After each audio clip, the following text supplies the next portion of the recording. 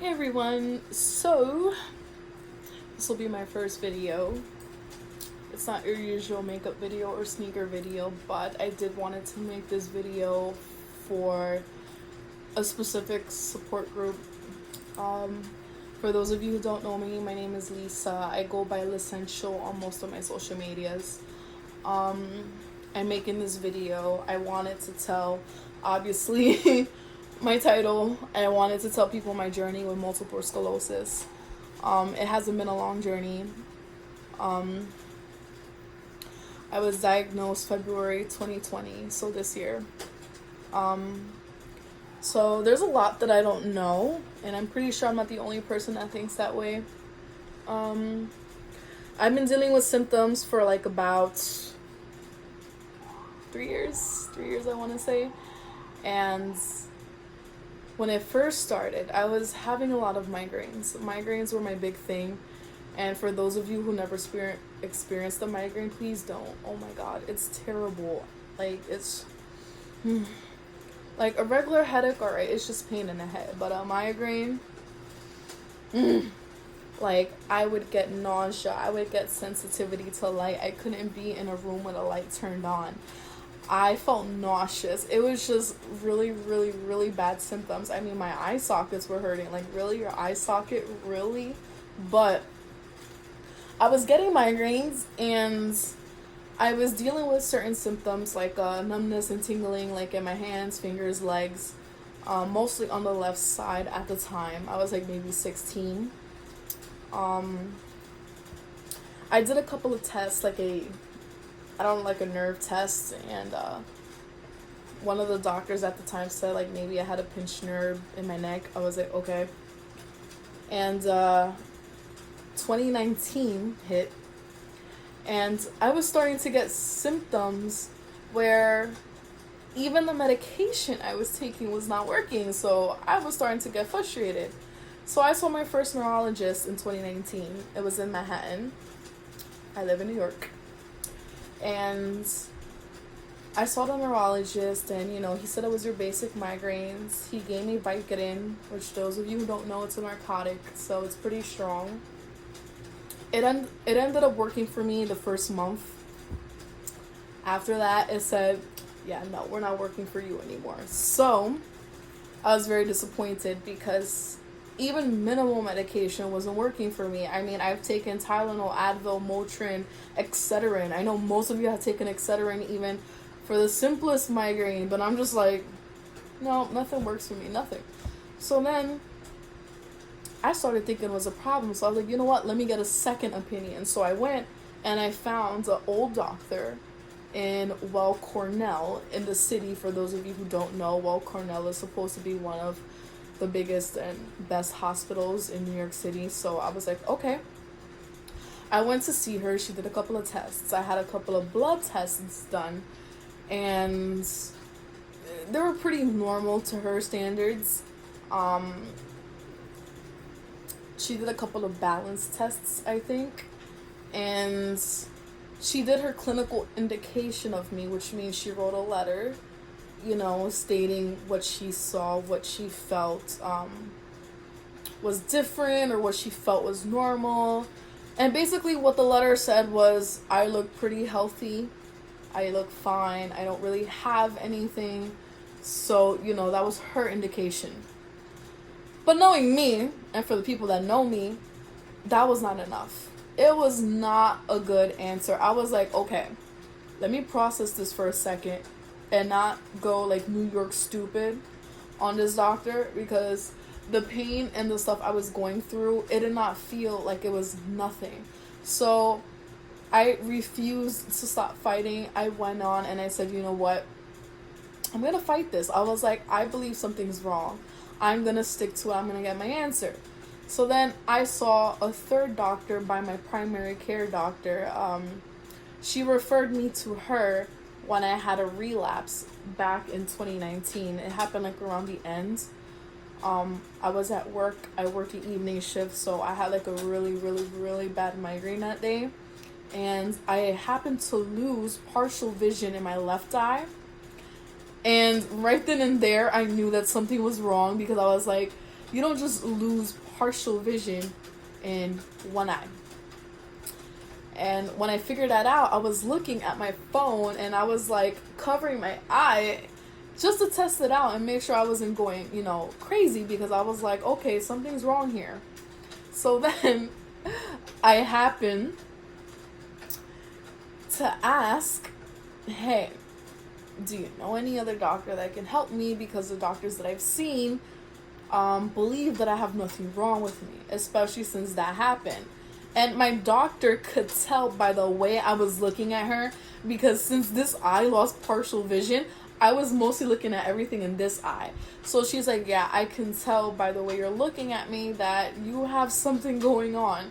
So I was like, okay. So then my neurologist wasn't that far from her, so I was happy that I was referred to her.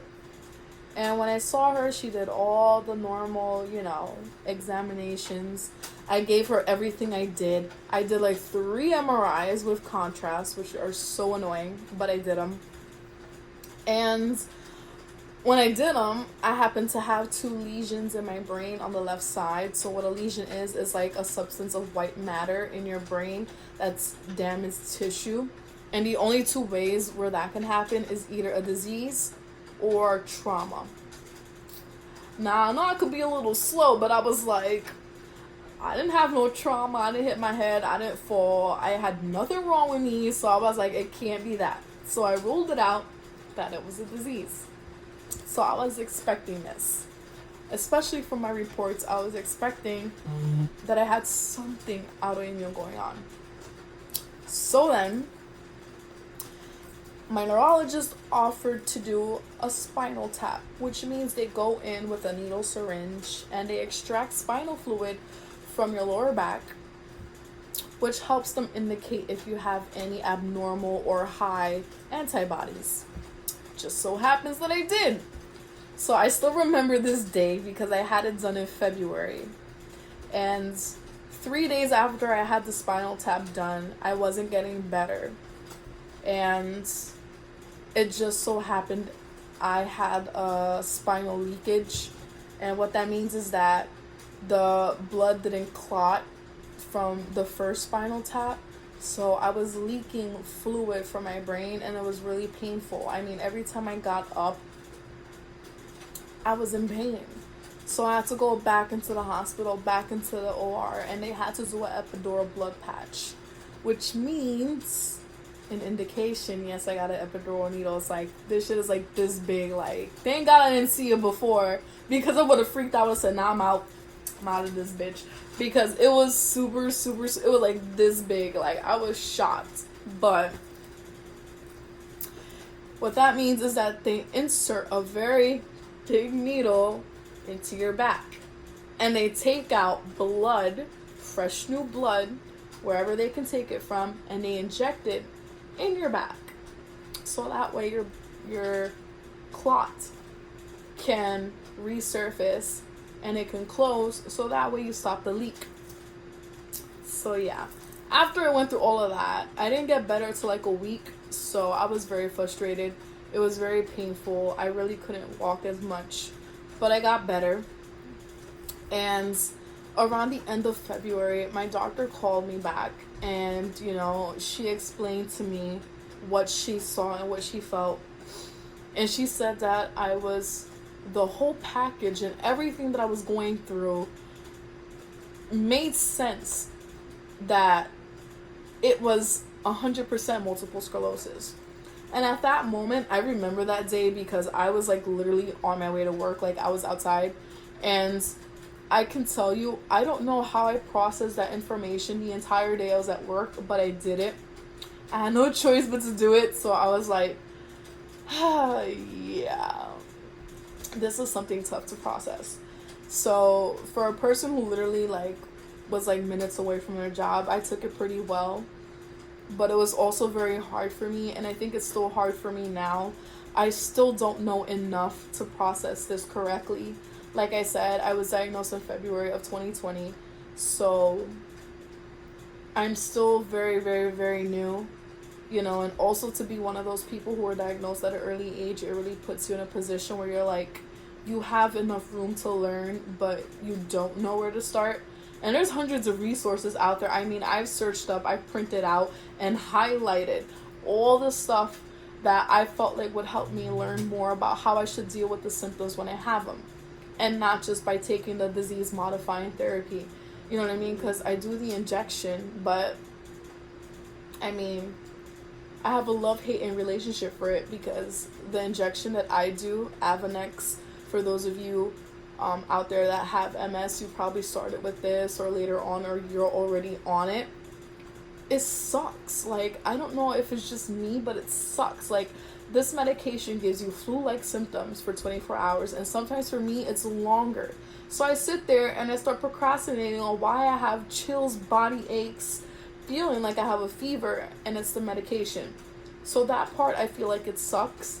And I don't take medication when that happens, so I really kind of just pull through that kind of pain. And I do this every week, every single week. It's so annoying. And I inject it myself. I learned how to do it, and it's just frustrating, because I'm like, when does it stop? But I'm pretty sure everybody thinks that way, so, you know, it's okay. But when all of that happened in its chronological order, I sat here and I thought, what can I do to make this process much more better for me? And I thought to myself, I was like, I don't think I can challenge this, but I can take control over a lot of things that it gives me. And one of the questions that a lot of people tell me is how I was able to remain strong throughout the entire thing. And I can tell you right now, I did not stay strong throughout the whole thing.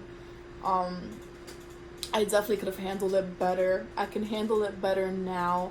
I still feel like I am struggling on how to deal with it, how to move forward, and how to do things differently, so that way my body doesn't suffer. Because one of my main struggles right now is fatigue. Fatigue is so freaking tough on me. I am tired no matter if I sleep 10 hours or 4 hours. And I still haven't found a way to kind of like go around that and cope with it. Even though I've found a couple of resources, because they say working out, diet. I am working on changing my diet right now. It's not easy for anybody, so applause to everybody who has changed their diet, because it's not easy. Working out. I was working out before the pandemic. As you guys know, New York City was at first hit the hardest. The gyms are still closed. They are planning to open them, but to be honest, I personally do not see myself going to the gym. I don't see myself being put through that, so I will be starting to do home workouts and stuff like that, just to keep myself safe, especially because they're deciding to do really stupid shit with the rules in the gym. But anyway, I do plan to do that. So that is one thing that I have to work on myself and work on the changes for it. But otherwise, I mean, it's not easy. You know, anybody who's asking me how I'm staying strong, I don't know. I'm with you. I'm asking myself the same question. But I do a lot of things. You know, I try to think of the now instead of the what if and the future. I used to depend a lot on planning on the future and being like so super dedicated. And I told myself, I was like, you know what?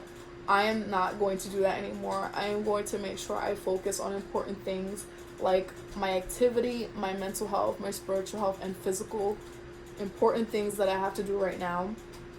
And that's why I tell myself every single day I wake up and I drink my coffee or my tea and I go to work every single day. You know, that's just how we have to do it. It's life. But I do want to do things differently. So that's what I hope to do from now going on forward. I do touch up on 2 different platforms for people with MS. I'm going to link them down below. It's one app called Abby. I think it's ABYY or ABY. And it's a platform where they have different programs where you can do like yoga or mindfulness or breathing. And they also have options where you can track your symptoms every single day. And that also reminds me to take my injection every week. And there's another one that I've been using since when I first got diagnosed. It's called MS Health, and it's a platform. There's hundreds of people on it. They have live webinars on different topics with MS, and how do you deal with this, how do you deal with fatigue, how do you deal with your mental health, and stuff like that. So it's pretty interesting, but I stopped using it for a while, I'm not gonna lie, but I'm gonna get back on it because I do want to reach a bigger platform, and I should be learning a lot more. Bottom line, I should never stop learning about this because it's gonna be life. It's a lifetime disease.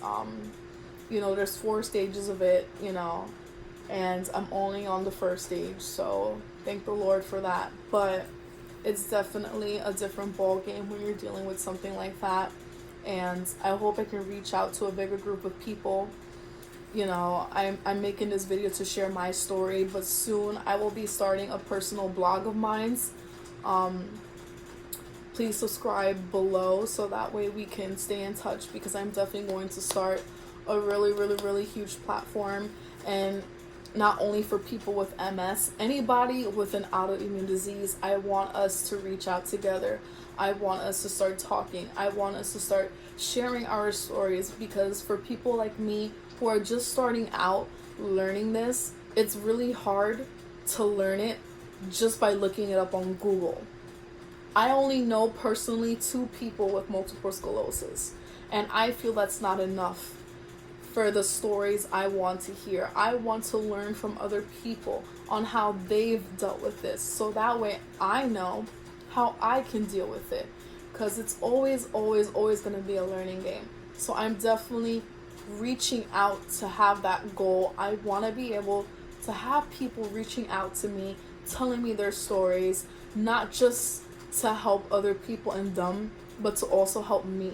That's what I want. I want you guys to help me learn more about this together, so that way we can all reach out and talk together and make this the best possible positive support group we can have. That is my goal, and I hope that you guys who are watching this video can definitely share that with other people, and definitely have other people feel very positive that there's somebody out there that wants to hear their story, because not many people who have multiple sclerosis end up talking to people about it. It's really hard. It's hard on you mentally, and sometimes you don't want to talk to people about it because other people don't know what you're going through. So it's really hard to kind of bounce something on somebody, and then you don't know what their reaction is going to be, so you feel like you're intruding somebody else by talking about how you feel and what you've been through since you've been diagnosed. So I want to be that person that says, hey, I know how you feel. I want to hear your story, because it's okay. It's okay to deal with it, and it's okay that you have something, because I feel you. I feel your emotion. I've been there, and I am there. I am you. So I want to bring that upon all of us, and I want us to be a very positive community, because we are normal people. Multiple sclerosis does not control us. We control our own bodies. Of course, we have our downfalls almost every 2 days, every few weeks, every month, but we are in control of what we do to our body, and that's how we fight this thing. That's how we fight any sickness, any disease. So it's really important that I get my message out there, so that way we can all be together in this process, and that way I can learn and be a part of other people's process and experiences as well. So please, I will be linking down my Instagram, and I'll be linking down anything I can possibly give for you guys to reach out to me if you guys have any other questions or any other topics of the video I can definitely talk about in regards to multiple sclerosis. If you want me to go specific, I can definitely be specific, but it won't be much, because like I said, I've been recently diagnosed. Although I've been dealing with symptoms for a couple of years, this is still very new to me, so I might as well be saying I'm probably going to ask you guys questions, but definitely if there's anything specific we can talk about, please link it down in the comments below. Please subscribe to my channel. Please share this. I want to be able to get it out to everybody who is dealing with this like me. We have such a big community out there, if you reach out to the Multiple Sclerosis Society, there is so many people like us, and I want to be able to get them individually so that we can get together and talk about this. So definitely thank you guys for listening to my story and like me blabbling around about this, and I hope that we can speak soon on different topics and anything you guys may want to talk about. This is a judge-free zone. It is even though people may not believe me, but my bubbly personality, I'm like, yes, this is a judge-free zone. Like, I don't care. I want to hear every single story. So please share it. And I'm excited to see new things. Thanks, guys.